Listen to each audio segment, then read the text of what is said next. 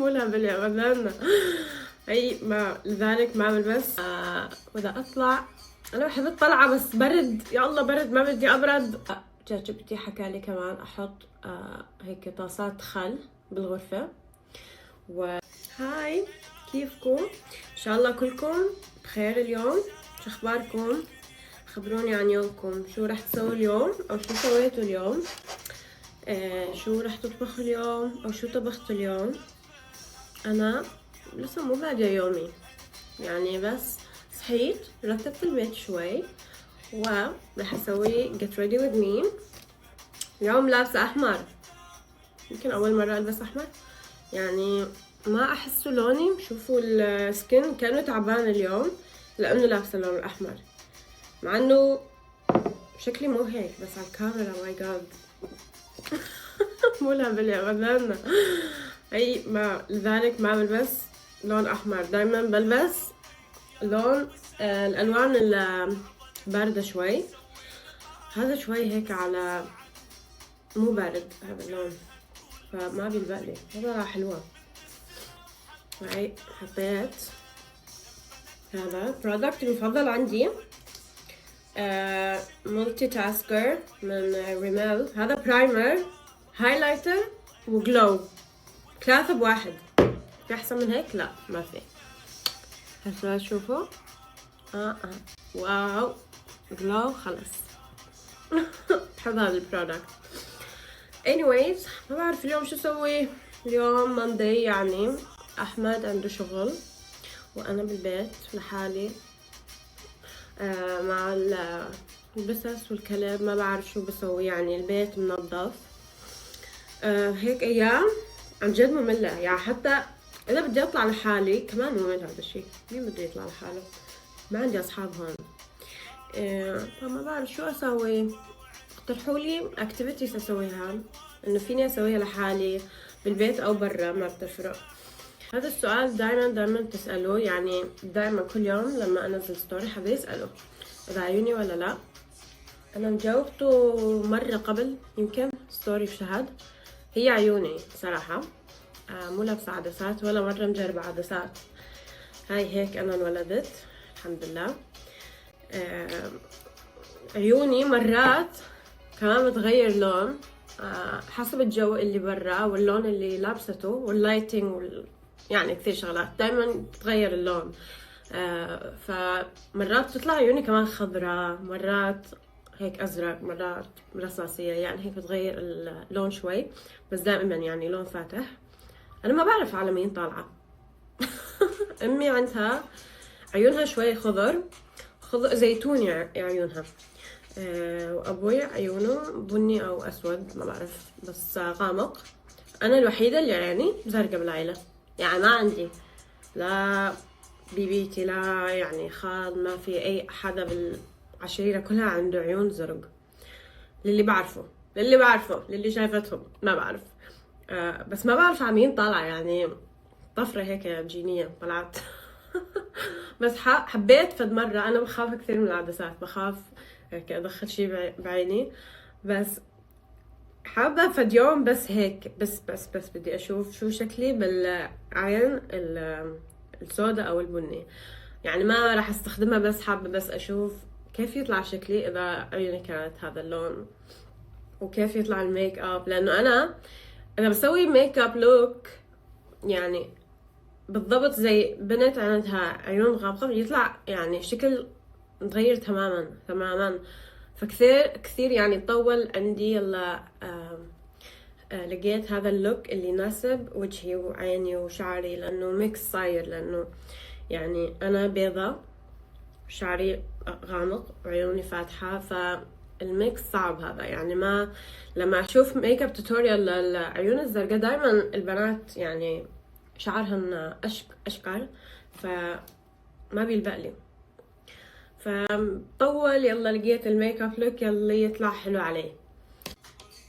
هل قريت هذا الاقتراح صح؟ انه ارسم على بيبان.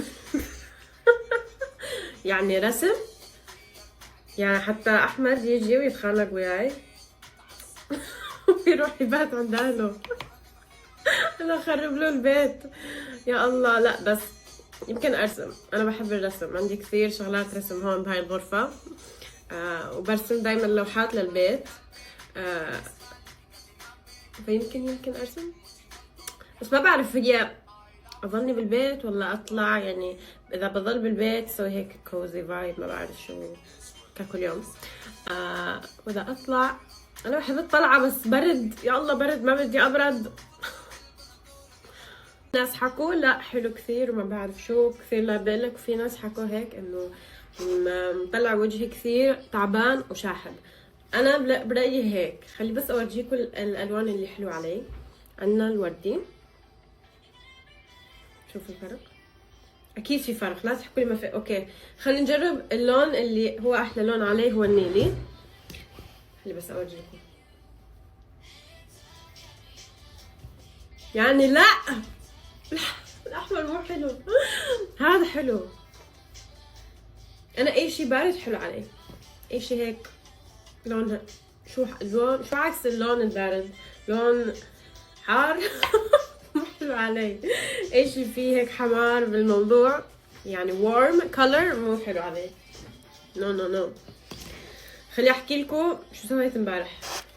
انا شو غبية، يعني الغباء ما بعرف شو خطر ببالي، ما بعرف. المهم احنا بالبيت عندنا غرفة بس للملابس، زي الكلازت بس يعني كبير غرفة. فنص الغرفة إلي ملابسي، ونص الغرفة أو ربع الغرفة لأحمد. شو خطر ببالي؟ خطر ببالي أبخر الغرفة. أوكي، فشو سويت؟ يعني كان في بالي إنه بس أحط بخور رح تطلع الأواعي ريحتها. أو ماي جاد شو هاي؟ رح تطلع الأواعي ريحتها بخور. هاي الشي طيب. أوكي، أنا مفكرة حالي سمارت وما بعرف شو. شغلت البخور، حطيتها بالغرفة وسكرت الباب عليها. أوكي، حكيت لحالي خليها الليل كله عشان بس أصحي الريحة تطلع واو. صحينا كأنه الليل كله حدا بالغرفة وبيدخن. هاي الريحة اللي بالملابس كلهن ريحة سجاير، ريحة دخان قديم، ريحة هيك مو طيبة ريحة دخان قديم. الغرفة كلها هيك ريحتها صارت. سوري هاي مو سويتها امبارح، هاي اول امبارح. فامبارح يلا فتحنا الباب. فالأواعي شو كلها صار ريحتهم مو طيبة. فأنا شو سويت؟